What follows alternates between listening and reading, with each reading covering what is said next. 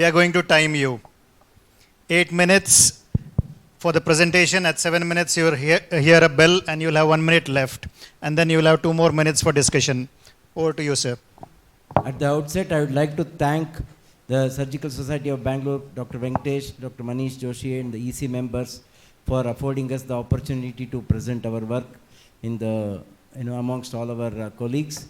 I sincerely place my thanks to them. And we will start. I think to add to what Dr. Prem said, a fast surgery is one where the patient leaves the hospital quickly without need to return to the OT. I think that is all our aim. And we will start with the first paper.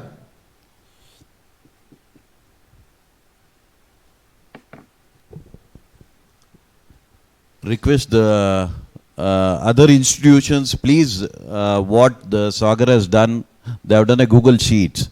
So they are not wasting time on each presentation. Request for the next MCM, I think St. John's, Himagirish is here. Sridhar sir is also here. Do a Google Sheet so that it saves a lot of time. You can start, man. We have a series of papers which are clinically relevant and, hopefully well-conducted studies. And our first year postgraduate, Dr. Praveen, is going to share our experience of patients with fistula in ano.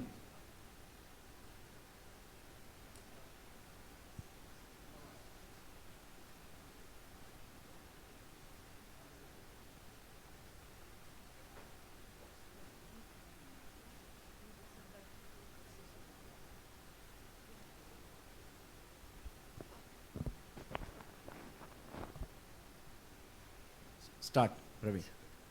Good evening, respected President, Secretary, and members of Surgical Society of Bangalore, and my dear colleagues. I am going to present a paper on incidence of fistula in ano in cases of perianal abscess after incision and drainage alone versus incision and drainage with fistulectomy. Anal abscess is a frequent acute proctological disorder, and whether the underlying fistula should be treated at the same time when the abscess is drained still remains controversial.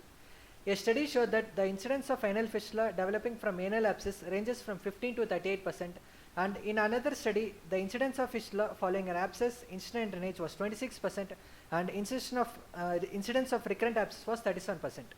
There is limited Indian data available on this issue, hence we have done this study. Our aim was to assess the incidence of fistula in ano in case of perianal abscess after incision and drainage alone versus incision and drainage with fistulectomy. It was a retrospective study, and each patient was provided a questionnaire via Google form, and the questionnaire had multiple questions with yes, no, or not sure as options to make it as objective as possible. Patients enrolled in the study had received a structured telephonic interview and based on questionnaire, and data was entered into the Google forms. Ethical committee permission was taken for the study.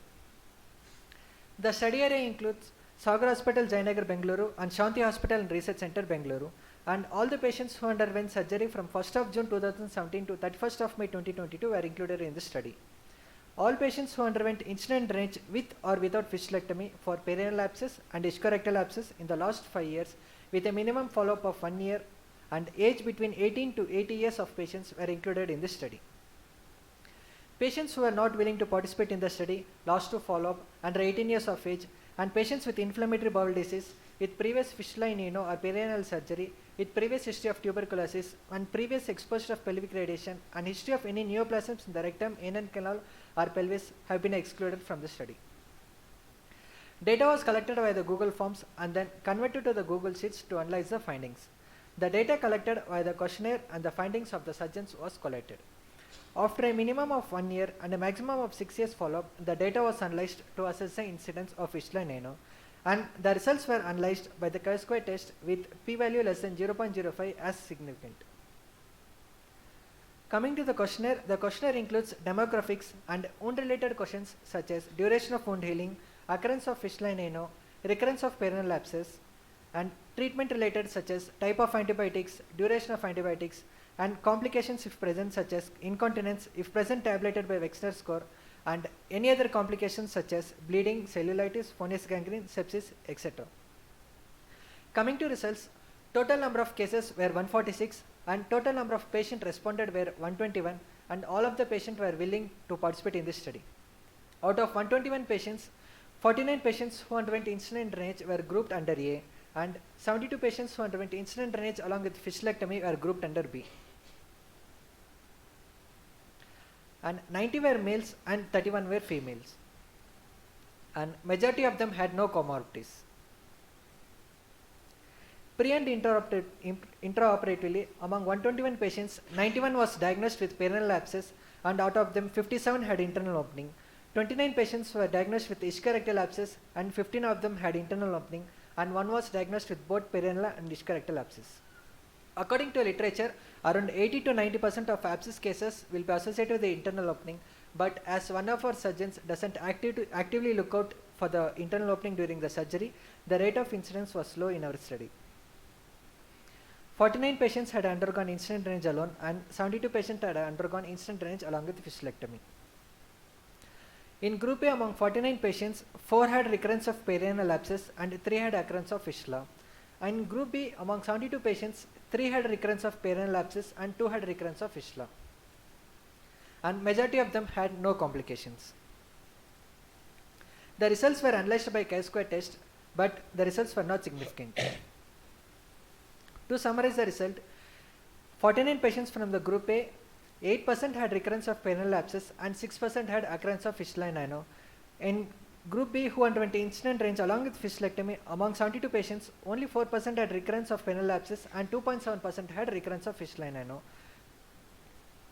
Coming to discussion, a study which was conducted by Hassan, a retrospective study with a study population of 68 patients, and all of them who underwent incident drainage alone, the recurrence of perianal sepsis was 54%, and in another study by Vasilevsky, which was also a retrospective with a study population of 117 patients who underwent incident drainage alone, the recurrence of perianal sepsis was about 48%. But in another study which was conducted by Hong with a retrospective and a study population of 52 patients, and in patients who underwent incident drainage alone, the recurrence of perineal sepsis was 29%, and in patients who underwent incident drainage along with fistulectomy, the recurrence was only 4%. And in another study by Squatin, which was also a retrospective with a study population of 70 patients, the recurrence of perineal sepsis who underwent incident drainage alone was 40%, and in patients who underwent incident drainage along with fistulectomy, the recurrence was only 2.6%.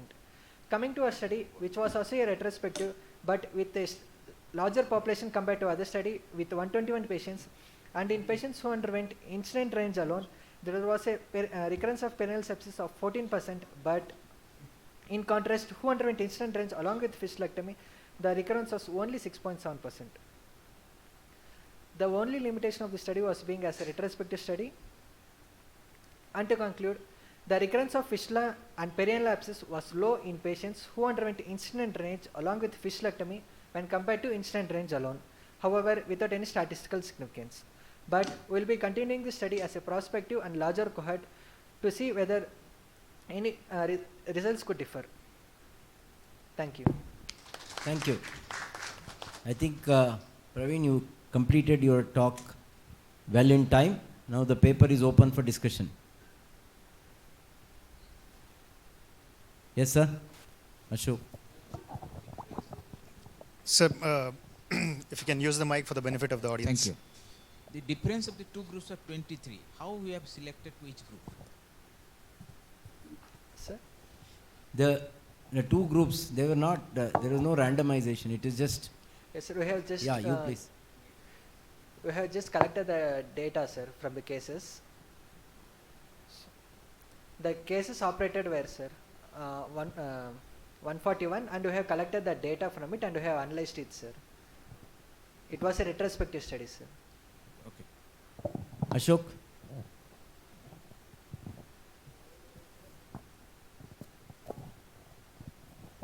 I have good study. I have got two questions.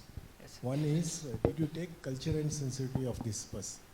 It is said that if you grow E. coli, the chances of having a fistula is more, and if you grow staph, probably the chance of getting fistula is less. That is one question. The second question what I have is, how will you do fistulectomy when you don't see the internal opening in a perineal abscess? What is the procedure what you are doing? Sir, first thing, this was a retrospective study, so the patient consent was not taken, sir. Culture. Culture We is, have sent the culture for all the fistulectomies, sir. what was the, Sir? The question is whether did you actually have a data about which organisms you found in the culture? Yes, we have done the culture and sensitivity, but we have no particular data analysis on it, sir. and fistulectomy in a case where you got just perineal abscess? Sir, usually we'll be looking out for the internal opening, sir, and we'll be doing accordingly the fistulectomy. But if as one of surgeon does, we'll do the incident range alone, sir. Then I think, how can you say that there is recurrence and all that? If you are doing, we are all doing that. IND we are doing for perineal abscess. Yes, You sir. are telling you are doing fistulectomy for perineal abscess. I want to know how you do it without seeing an internal opening. After all, Sir. fistula means you must have an internal opening or you must identify the fistulous tract. Sir, in patients who underwent incident drainage alone, we have found, we have analyzed for occurrence of fistula in the future, sir. And in patients who underwent incident drainage along with fistulectomy, we are analyzing for recurrence, sir. Sir, Ashok, the answer to the question is, I think there are two cohorts of surgeons. One of them believes in just draining the perianal sepsis. In case he finds a fistula, he will deal with it. In other cohort of surgeons, we actively look for fistula and deal with the fistula. So, as Dr. Lakshman, the literature suggests that there is about 90% of patients, the internal opening will be found. So, in only 10% of them, you don't find the internal opening. In such patients, you just do an IND, but warn the patients that they may develop fistula in the future. And Dr. Lakshman, sir? Yeah. Second question has been answered, Ashok. For the first question, clear evidence that there is no role for routine culture and sensitivity in perianal sepsis. It makes no difference to the outcomes. That's a very clear evidence for that. I can show you any number of papers which show that there is no role for routine culture and sensitivity of the pus in a perianal sepsis case. See. Thank you. We'll move on to the next paper. Thank you, Praveen. Thank you, sir. Since laparoscopic cholecystectomy is one of the common procedures that is done across the board, and we are looking at subtotal cholecystectomies and its outcome to see whether there is any difference between the laparoscopic cholecystectomy and subtotal cholecystectomy. Over to you, Nikita. Yes.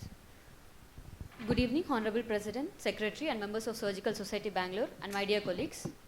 My paper is on incidence of subtotal cholecystectomy and its outcome.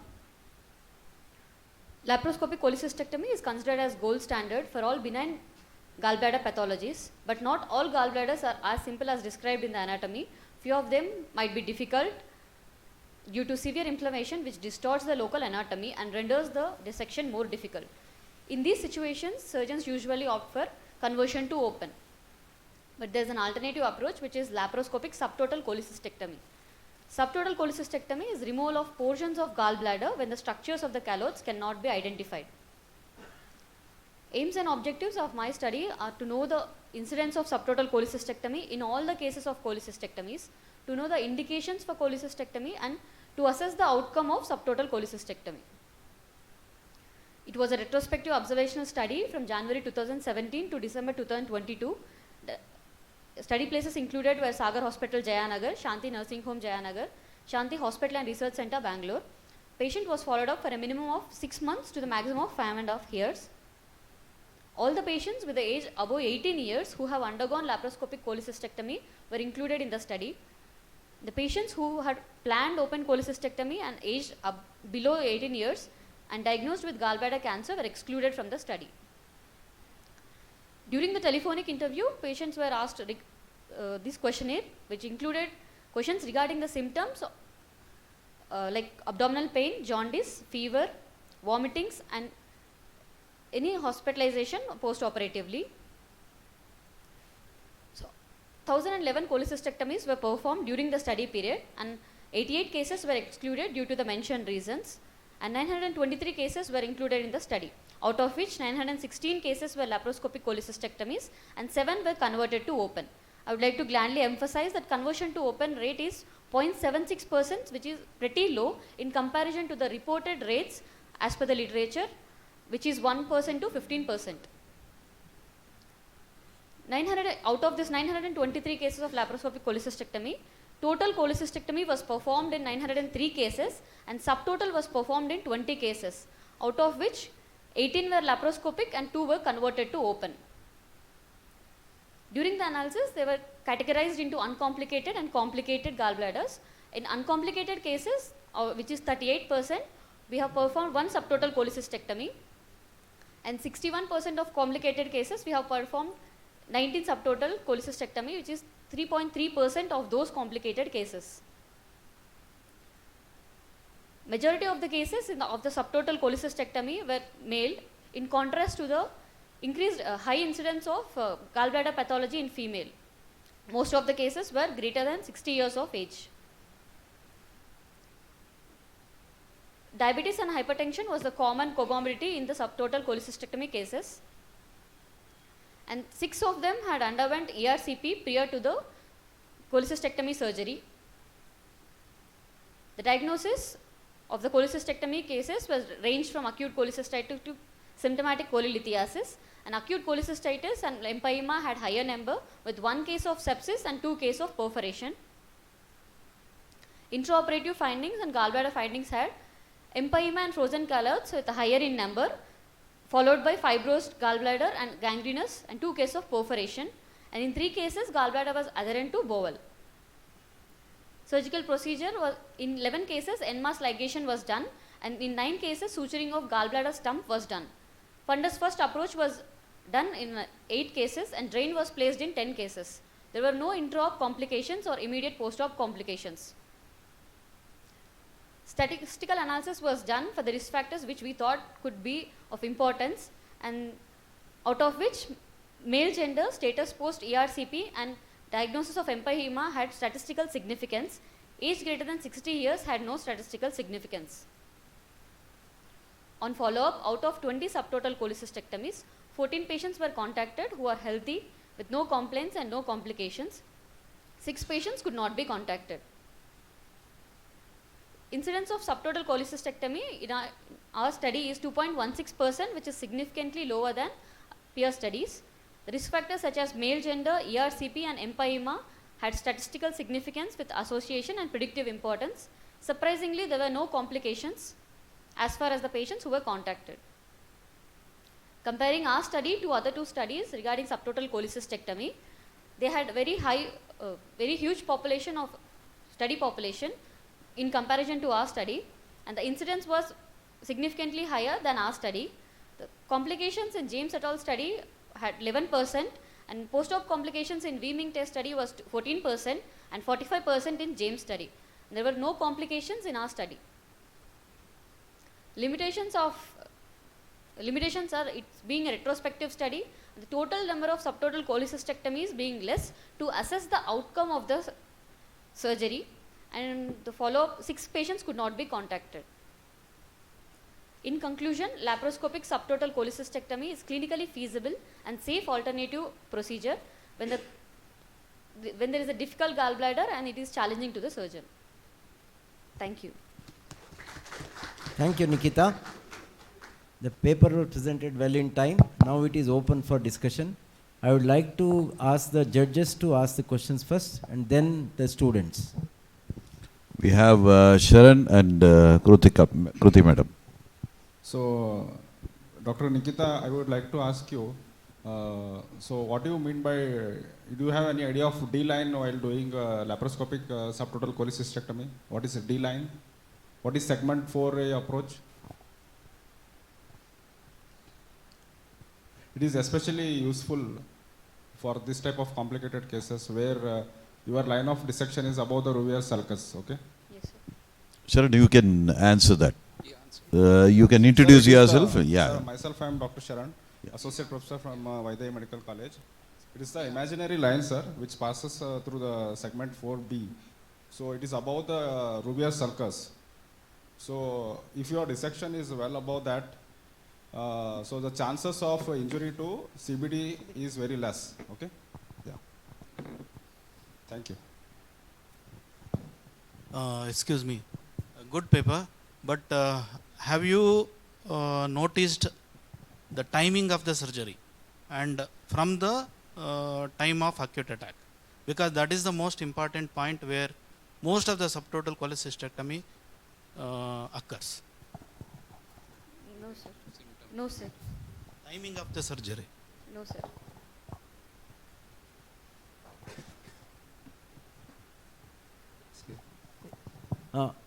Yes, Srikanth. Good evening. My name is Srikanth. So this is first of all the retrospective study. So the criteria for complications, you told complication is there. Then you told NMAS ligating. What is actually subtotal cholecystectomy? What you by definition? That is one. Second thing is you said no complications after so many these things and all. But how do you know when you NMAS engated, they may be stones. Have you done an MRCP after that to show there is no stones? That is second. The complication for you may not come for you, one. Other thing is, what is the role when there is a difficulty you have to open? Why do you want to do half measure and come back? Sir, open surgery is morbid in compared to the laparoscopic, so we're just trying to minimize the morbidity. But still the pathology is still there. NMAS ligation means you don't know what you are ligated. There may be stump which having stone that you are not followed up with ERC or MRCP at all. Yes, sir. So that is, I think, is the point. Nikita, can you answer that question? What is subtotal cholecystectomy? It's removal of portions of gallbladder when the callots cannot be defined, sir.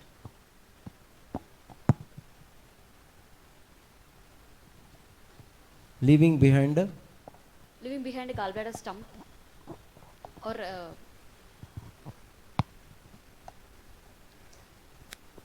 an open gallbladder, a portion of gallbladder with a ligated cystic duct.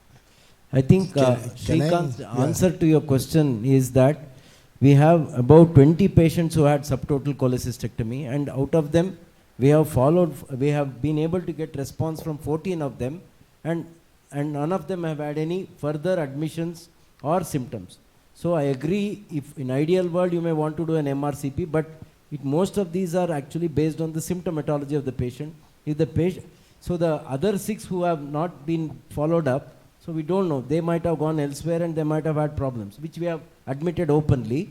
But among the 14 of them, we have been able to, we have asked them very specific questions regarding readmissions, resurgery, or any further MRCP or ERCP, and they have all answered in the negative.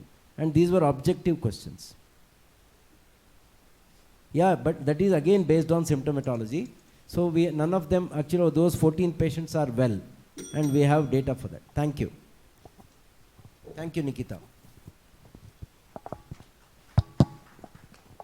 Ward rounds form an extremely important basis of our day-to-day patient management, and we need to know whether we are actually doing that part of it well.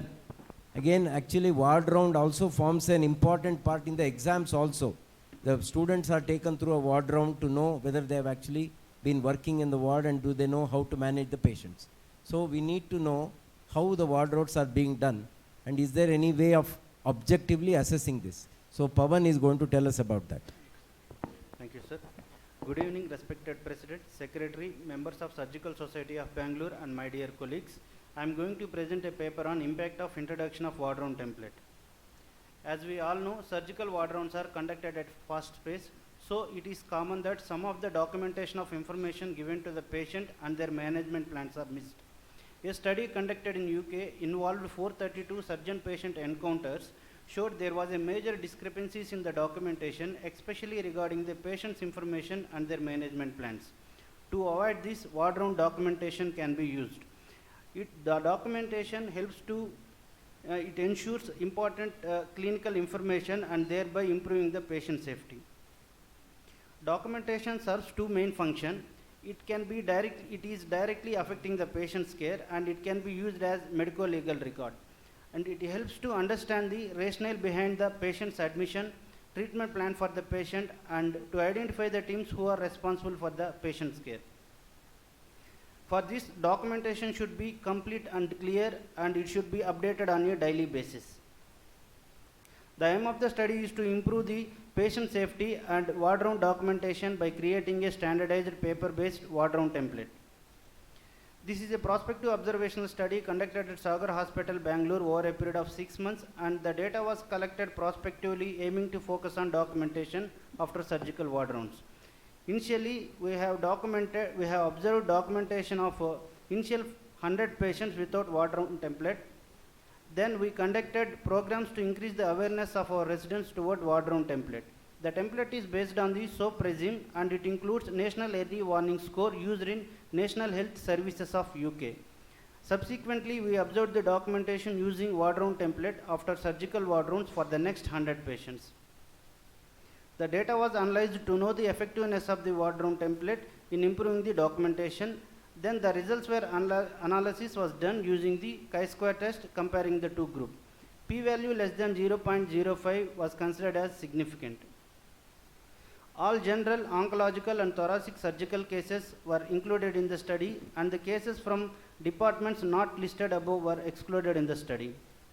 This is the proforma used to collect the data for my study. The proforma was built based on the SOAP regime. The SOAP regime includes subjective, objective, assessment and plan. In subjective information, it contains patient's complaints. In objective information, these were the various parameters we have taken from the National Early Warning Score. The objective information includes respiratory rate, oxygen saturation, supplemental oxygen, temperature, systolic BP, heart rate and levels of consciousness. The score was given to each parameter. Depends on the score, it was categorized into low, medium and high. If the score is more than 7, the patient requires intervention or ICU shift. These were the various objective parameters which we have included in our proforma taken from the National Early Warning Score. In objective information, it also includes fluid balance.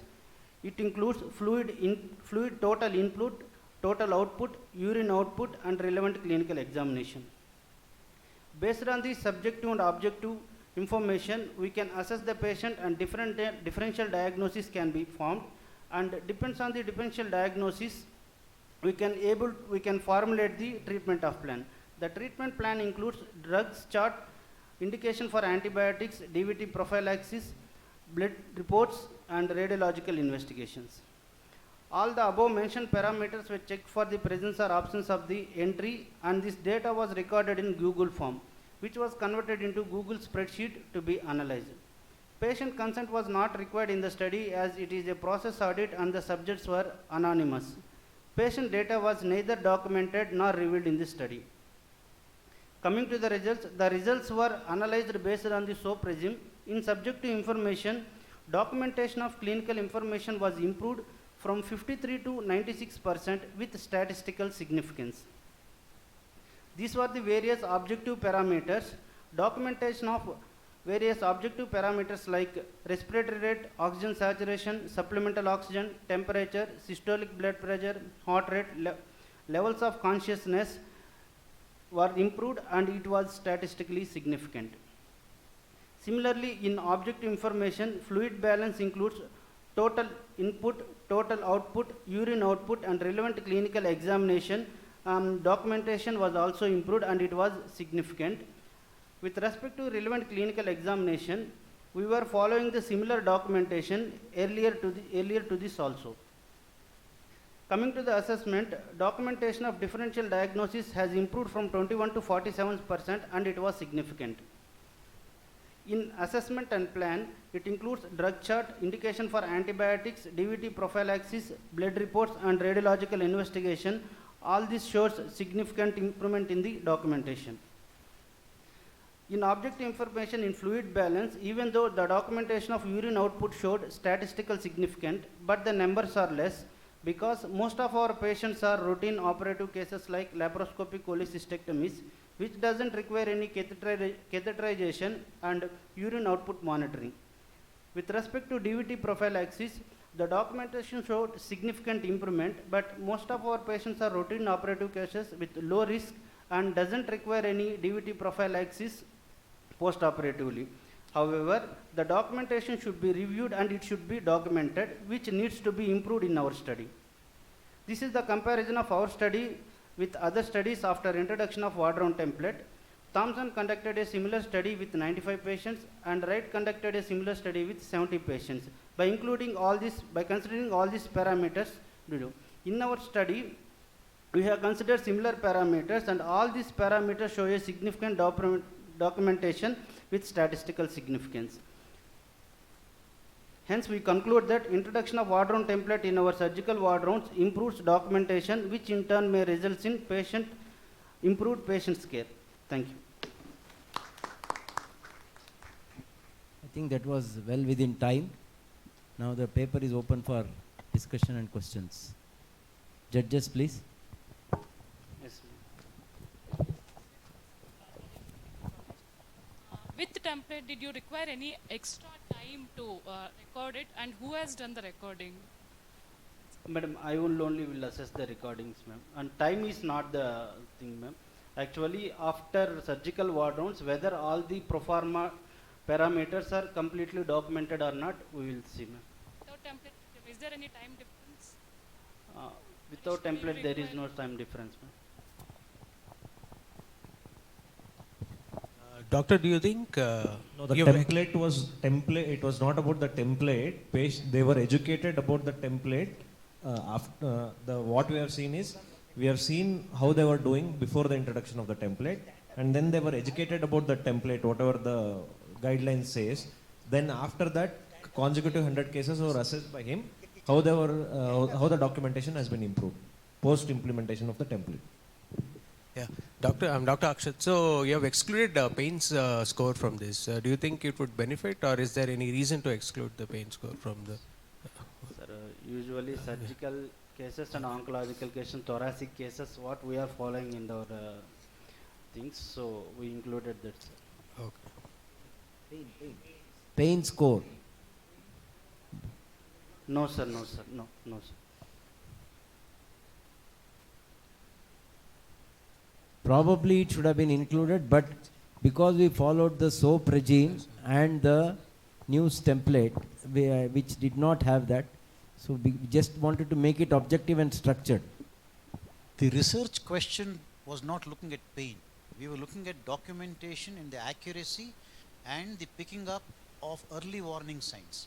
Pain was not the primary criteria in the research question. I think, well done, Pavan. We'll move on to the next paper. Sir, answer to the question is, if the patient did complain of pain, because it's subjective, that would be recorded. But as Dr. Lakshman said, this is a processed audit to look at the process of documentation rather than the individual symptoms. Thank you. Good evening to respected President, Secretary and members of the Surgical Society of Bangalore. And my paper is on incidence and management of post-cholecystectomy syndrome. Post-cholecystectomy syndrome is a group of signs and symptoms consisting of right upper quadrant abdominal pain and dyspepsia symptoms after undergoing cholecystectomy. Onset of symptoms is usually from 2 days to 25 years with an incidence of around 15 to 36%. PCS is a continuation of symptoms caused by gallbladder pathology or development of new symptoms that usually correlate with the gallbladder. Early PCS are the symptoms predominantly occur in the postoperative period, and late PCS are the symptoms which occurs months to years after undergoing cholecystectomy.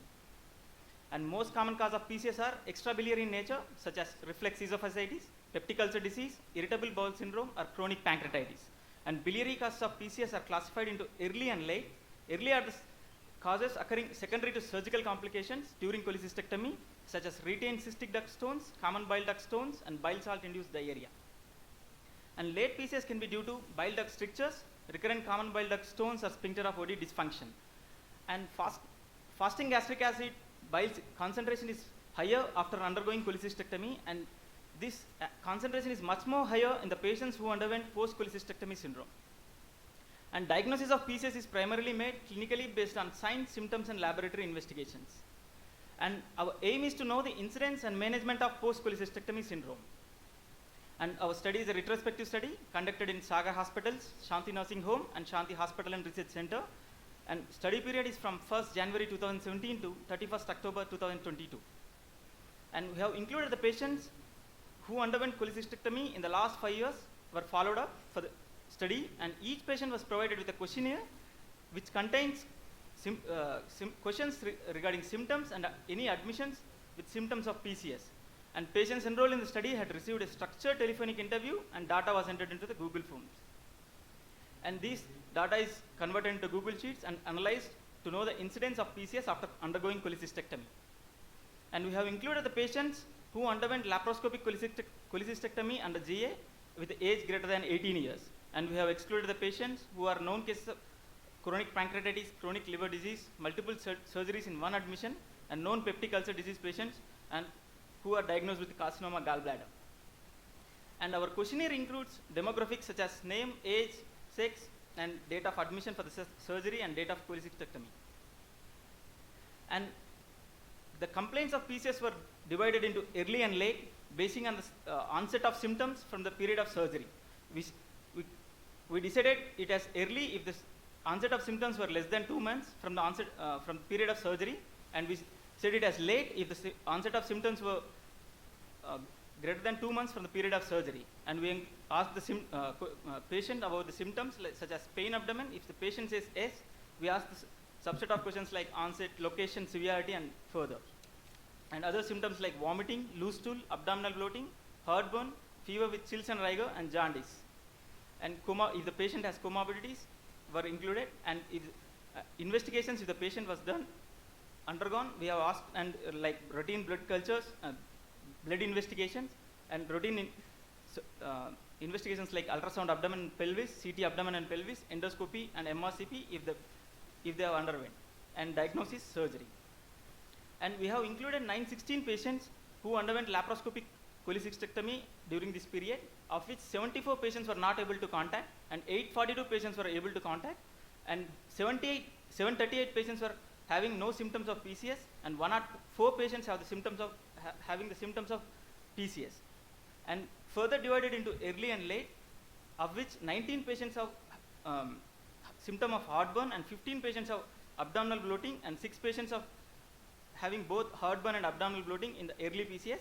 And in the late PCS, 23 patients have heartburn, and 23 patients had abdominal bloating, and 12 patients had together heartburn and abdominal bloating, and 6 patients had a pain abdomen. And 52% of the patients who underwent laparoscopic cholecystectomy are females. And out of 104 patients, 40 patients are early PCS, and 64 patients were late PCS. And this table showing the details of 40 patients who were diagnosed as early PCS, of which 33 patients were not using any medications, and 37% were using over-counter medications. Together is 70%, and another 30% patients went to the doctor, of which 13 patients underwent endoscopy, and 1 patient is diagnosed with the gastritis.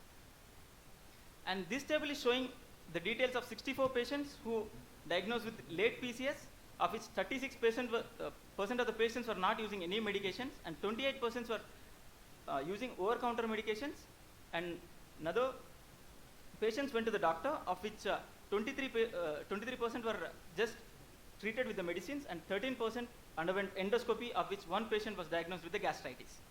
And the summary, 104 patients diagnosed with the PCS, of which 35% of the patients were not using any medications, and 32% were using only over-counter medications. Together is 67%. They didn't go to the doctor as the symptoms were very mild. So another 33% went to the doctor, of which 37% underwent endoscopy, of which 2 patients were diagnosed with the gastritis, and another 63% symptomatically treated. For the discussion, a retrospective study conducted by Baba Hamza, he diagnosed 272 patients with the PCS symptoms with an incidence of 19.8%, and the most common diagnosis was H. pylori infection, gastritis, pancreatitis, and surgical intervention was done in 12 patients, which is ERCP for the stenosis of sphincter of Oddi.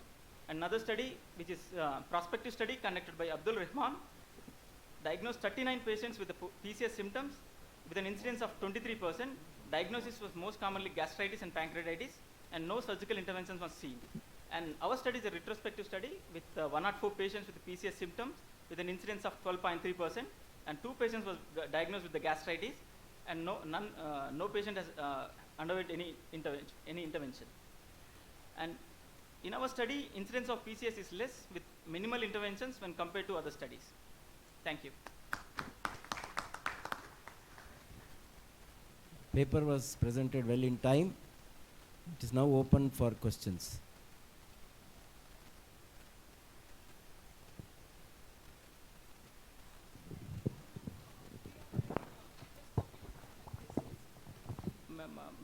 Basing on my study, only 2 patients were diagnosed with the gastritis. Yes, ma'am, that's what I'm telling. From my study, there is no point of pre-operative endoscopy.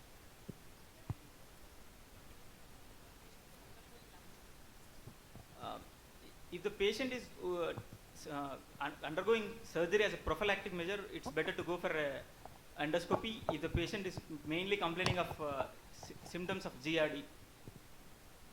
This is exactly what I wanted to know. So you told most of them are burning sensation, gastric symptoms.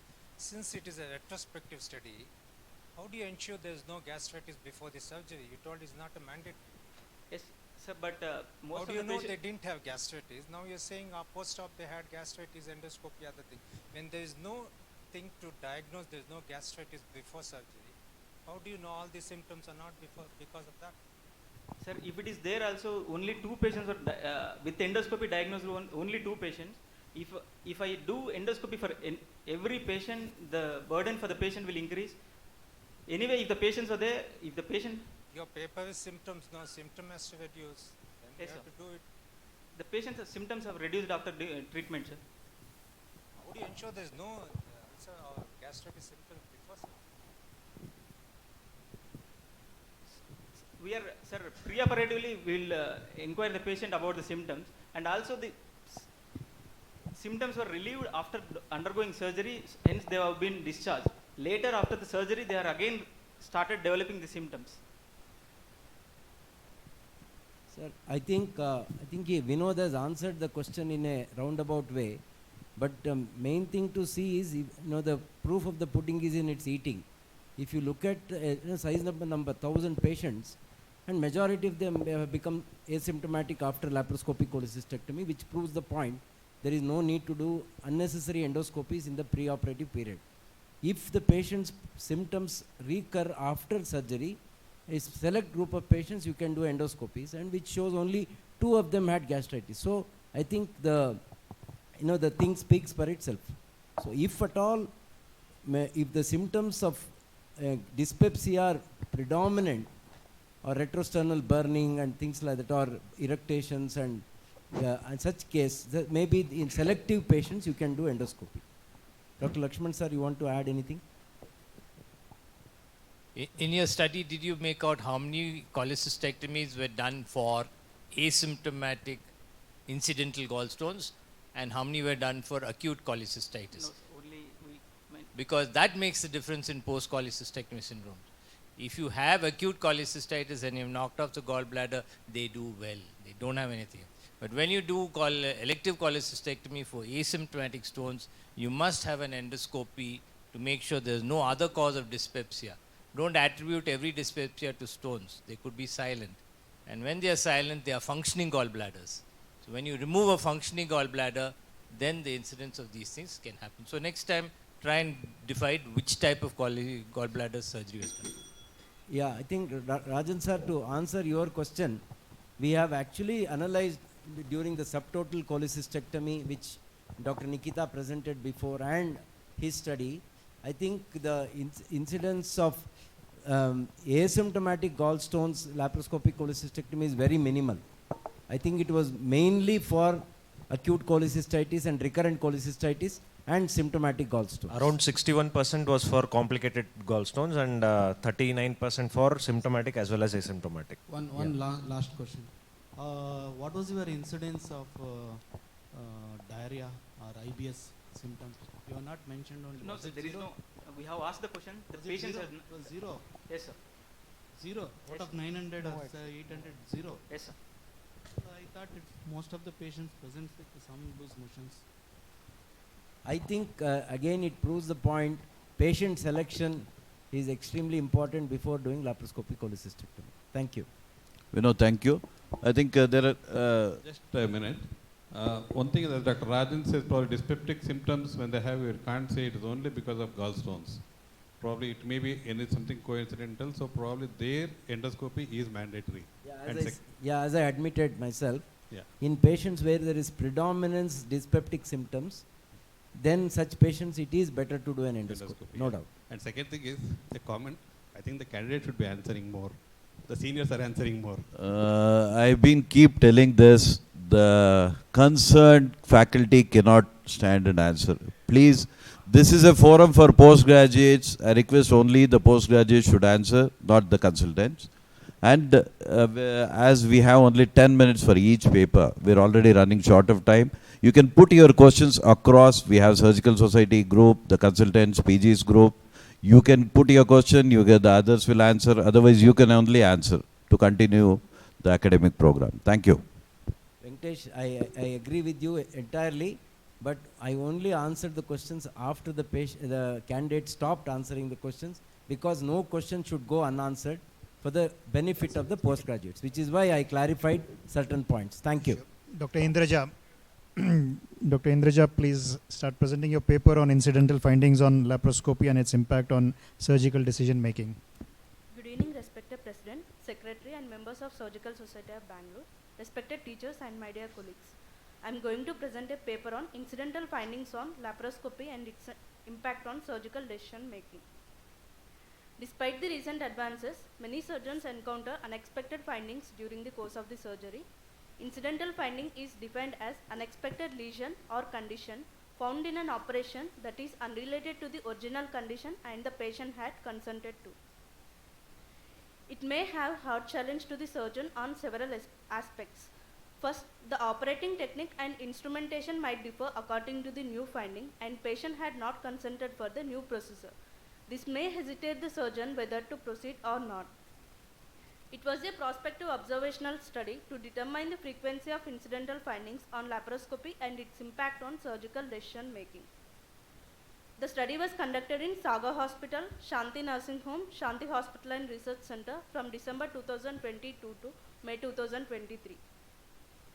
All the quadrants of abdomen visualized and operating table was made head down to look for the hernial orifices, and findings were recorded. We included all patients undergoing laparoscopic surgeries between 18 to 80 years of age and excluded patients below 18 years of age. The proforma includes demographic details, diagnosis, type of surgery, whether any incidental findings were found or not. If incidental finding was present, did it impact the surgery in terms of like original procedure was abandoned, or original procedure was done along with the additional procedure, or incidental finding was not dealt with. Total 125 patients were included in this study. Of these, females were 61 and males were 64. Majority of the patients were without comorbidities, some patients with diabetes and hypertension. The most common primary surgery performed in our study was laparoscopic cholecystectomy, followed by umbilical hernia and inguinal hernia repair. Incidental findings were found in 25 patients. The most common finding was inguinal hernia, followed by nodular liver and adhesions unrelated to the surgery. These were the intraoperative pictures showing inguinal hernia and broad-based Meckel's diverticulum in laparoscopic cholecystectomy. And this was the nodular liver that we encounter while performing the laparoscopic cholecystectomy. Additional procedures were done in 6 patients, and remaining 19 patients counseled regarding the new findings and need to attend the hospital if they develop any symptoms pertaining to the same. The most common finding that was addressed was inguinal hernia. In 3 patients with unilateral hernia, we found the contralateral hernia, and 2 patients with cholelithiasis and umbilical hernia, inguinal hernia was found, and we repaired after discussing with the family members. And 1 patient who was young female with chronic abdominal pain, preoperative investigation showed only umbilical hernia. Intraoperatively, there was long tortuous appendix and left ovarian cyst. Hence, we did laparoscopic appendicectomy and ovarian cystectomy after informing the family members. As we all know, laparoscopy is a gold standard keyhole surgery and it is minimally invasive procedure. Diagnostic laparoscopy is mostly used for the management of acute and chronic abdomen, but it should be also done in all laparoscopic surgeries to look for the incidental findings. There are no prospective studies regarding the incidental findings and how to deal with it. According to Shebley, it was a retrospective study. They noticed around 1.1% incidence of incidental findings in laparoscopic surgeries. In our study, we noticed 20% of incidental findings, and in both, the most common surgery performed was laparoscopic cholecystectomy. When we found incidental findings, the course of action will be like nothing needs to be done, or something has to be done immediately, or something may have to be done. This can cause dilemma both in surgeons and family members. If something has to be done, there will be always issue of concern, and there are no specific guidelines how to deal with it. Anderson proposed a scheme compared with traffic light signal. In that, green indicates we have to treat the incidental finding. For example, if we notice any appendicitis when performing the cholecystectomy, we have to treat the new finding. And yellow indicates we should balance the risks and benefits of treating the incidental finding and resource availability at the hospital and experience of the surgeon. In our study, the most common finding addressed was inguinal hernia, and majority of the patients above 60 years with comorbidities. To avoid the additional risk of anesthesia, the finding was addressed after discussing with the family members. And red indicates we should not treat the incidental finding if it results in any loss of reproductive capacity or if it had any significant morbidity and mortality on the patient. In life-threatening condition, surgeon should ethically bond and act. In non-life-threatening condition, there are no specific guidelines how to deal with it, and surgeon can discuss with the family members and proceed. When we are deciding options for treatment or no treatment, it is always good to discuss with the colleagues, and it is mandatory to discuss with the family members. If there is a chance, it is best to discuss the possibility of incidental findings with the patient and family members before surgery and document. According to Kumar, in Consultant Indian Medical Practitioner, they said, like, according to Dr. Ramachandran Facts versus Medical Council of India, they said no one can consent on behalf of a competent adult. Life-saving treatment can be given, but refusing the treatment in life-threatening situations because of the non-availability of consent may hold the doctor guilty. To conclude, occurrence of incidental finding in the middle of the surgery has significant clinical, ethical and legal challenge, and further guidelines required as how to deal with these unexpected findings during the surgery. Thank you. I think it was well presented before time. Now the paper is open for discussion. Good evening, Dr. Venkat. We do see that incidental findings happen and we have to take some decision at the time of surgery, whether it's laparoscopy or open surgery. But you never shared any copy of your consent form here. If you had shared it, it would have been good.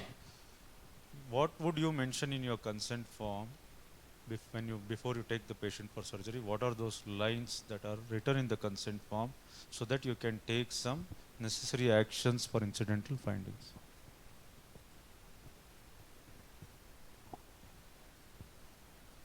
Sir,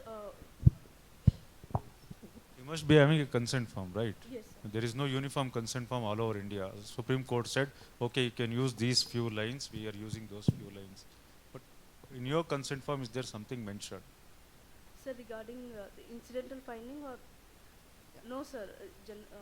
In our consent form, there will no line regarding incidental findings. I am a surgical oncologist. In our consent form, it is written, if we find something incidental during surgery, if it is I cannot go and remove somebody's kidney or liver, whole of liver, or a part of the liver I can remove.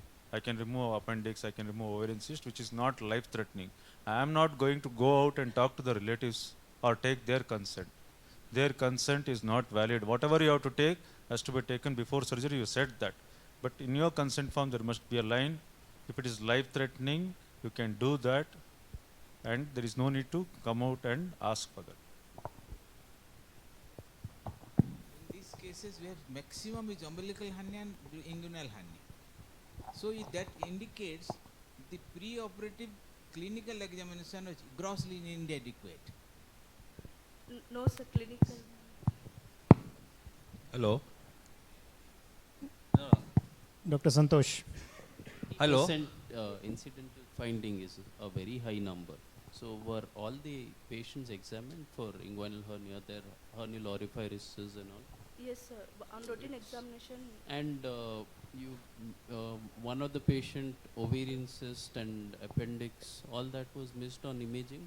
Yes, sir. It was not picked up on imaging, sir. Santosh. Madam, here. Do you charge extra cost for second surgery or will it remain same? No, because so many serious questions, no, I want to ask one. Do you charge extra or will it remain same?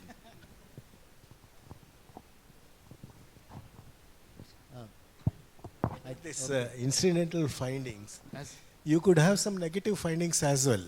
For example, you have gone for an umbilical hernia and you don't see it. It can happen. What will you do in those cases? No, don't do it. No, I'm just asking you.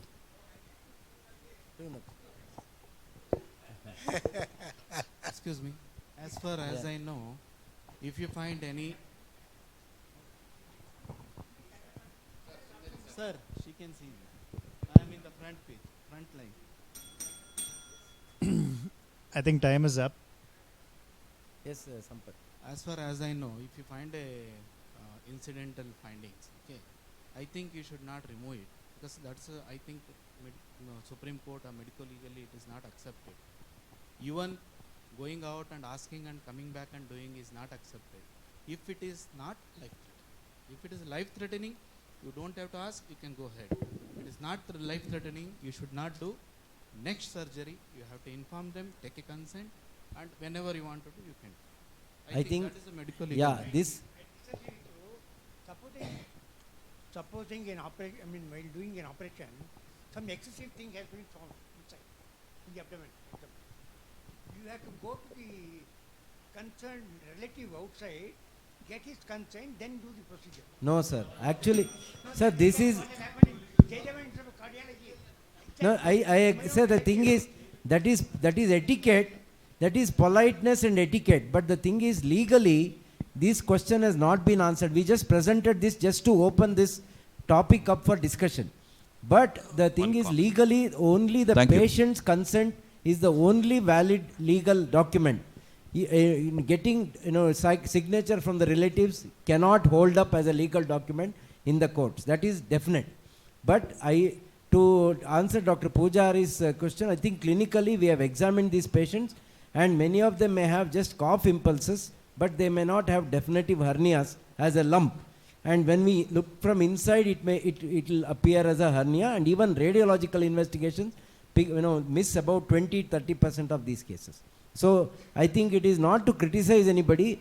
The incidental findings are picked up. You have to manage them on a case per case basis. What Dr. Lakshman says is that he consents these patients in case we find anything, especially one side inguinal hernia. If there is other side, if the patient, to avoid further surgery and further anesthesia, we may go ahead and do the surgery.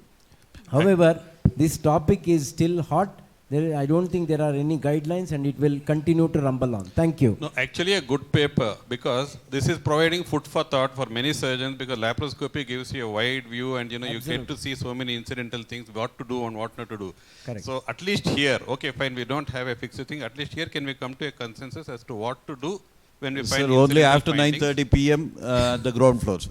Yeah, okay, fine. And second thing, one more thing, the umbilical hernia with appendix and ovarian cyst, what was done for the umbilical hernia? I wish we could discuss this along, but unfortunately, lack of time. We'll move to the last paper. Judges, kindly note, Dr. Sanya is our registrar, and hence this paper doesn't qualify for prize. But we thought it is important to present this as a continuation of the talk she gave to the postgraduates about this systematic review. Over to you, Sanya. Thank you, sir. Good evening, respected President, Secretary, and all the members of Surgical Society of Bangalore. I will be presenting a systematic review that we are conducting on the topic of role of preoperative PET-CT in pancreatic malignancies. I've already given a talk on systematic review. For those who have missed, a quick recap of what a systematic review is. It is defined as the review of the evidence on a clearly formulated question that uses systematic and explicit methods to identify, select and critically appraise relevant primary research and to extract and analyze data from the studies that are included in the review. Systematic reviews were developed out of a need to ensure that decisions affecting people's lives can be informed by an up-to-date and complete understanding of the relevant research evidence.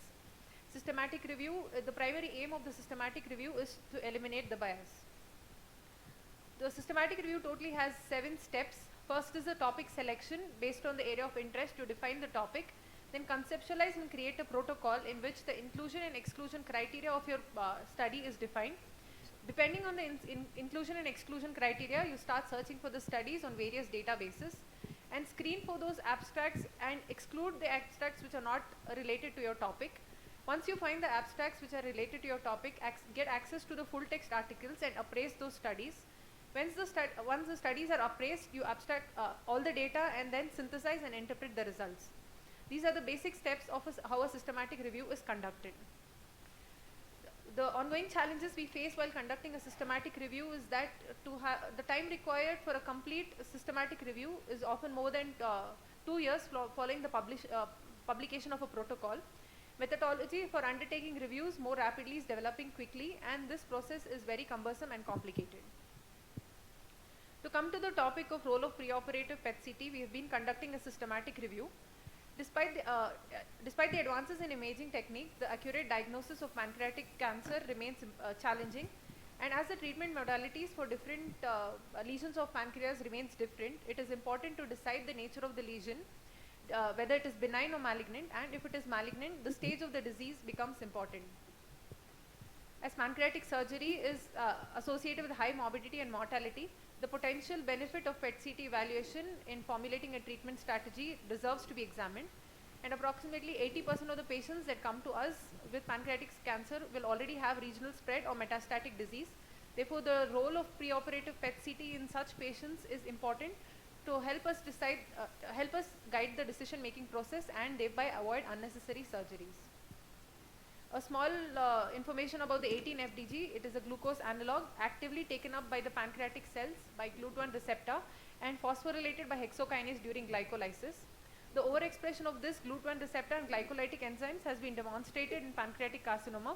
Therefore, accumulation of 18-FDG will reflect the carbohydrate metabolism and thereby the malignant activity of the pancreatic cancer. The standardized uptake value that we measure in case of when we are doing a PET-CT, it is a semi-quantitative measure of the tracer uptake, and the maximum standardized uptake value reflects the tumor aggressiveness. Aims and objectives of the systematic review were to assess the role of PET-CT in preoperative phase of adult patients with pancreatic mass with specific information on treatment strategy and outcomes. This was the review question that we had defined. The inclusion criteria for our systematic review is we included all the studies describing the role of preoperative PET-CT in pancreatic masses and studies involving primary malignancies of pancreas, while all the studies involving the secondaries in pancreas, ongoing studies and studies in language other than English had to be excluded. We did a thorough search in information sources like PubMed, DOAJ and Google Scholar. However, information sources like Web of Science, Scopus and Embase were not accessible. Once the inclusion and exclusion criteria were defined, a comprehensive literature search was done in PubMed, DOAJ and Google Scholar and to identify the most relevant studies related to our topic. And the studies were selected through the PRISMA guidelines, which are the PRISMA 2020 guidelines, wherein we used the keywords like PET-CT, preoperative, malignancy and pancreas, and was used as a Boolean operator. These are the examples of searches conducted in PubMed, DOAJ and Google Scholar. Over a short period of time, we went through these databases and around 600 abstracts were reviewed, of which 582 had to be excluded because they were out of topic, and one study was in Spanish, therefore had to be excluded, of which we were left with 17 abstracts for which full text articles were available only for 10 studies. Therefore, we had included that in our systematic review as of now. This is a summary of those 10 systematic review articles, of which Buck C conducted a prospective study with 45 patients in which he concluded that FDG PET-CT offers good sensitivity and in detection and assessment of pancreatic cancer. Hitchens M conducted a retrospective study in 115 patients and concluded that the role of PET in informing patient treatment pathway in operable pancreatic ductal adenocarcinoma. Jadwar H conducted a prospective study with 20 patients and concluded that PET is useful in detecting and localizing pancreatic tumor. Spurty C conducted a retrospective study in 144 patients which concluded that SUV max calculated with 18 FDG PET is an important prognostic factor in patients with pancreatic cancer. Zhang J et al. Conducted a retrospective study with 70 patients which concluded that cross-modality imaging fusion with PET-CT and CECT is a convenient and effective method to diagnose and thereby formulate a treatment strategy. Similarly, we have the other 5 articles and their summary, which overall suggests that preoperative PET-CT is a one-stop shop imaging protocol for pancreatic cancer to decide your treatment protocol. It is noteworthy that most of these 10 studies were retrospective and where the sample size in each of these, most of these studies were a small number. A total of only 878 patients were abstracted from these 10 studies, and all of this could negatively impact the conclusion that we can derive from this systematic review as of now. And because of the limited data available and the difficulty to access abstracts and full text articles, this systematic review is not publishable as of now. To conclude, out of these, the information obtained from the 10 articles, FDG PET is useful to determine the preoperative staging of pancreatic cancer and thereby the treatment strategy. As for outcome, studies have shown that SUV in PET-CT is associated with disease-free survival and overall survival in patients with pancreatic cancer, wherein patients with low SUV in preoperative PET-CT are associated with a better disease-free survival and overall survival in patients with pancreatic cancer. Thank you. The paper is open for few questions now.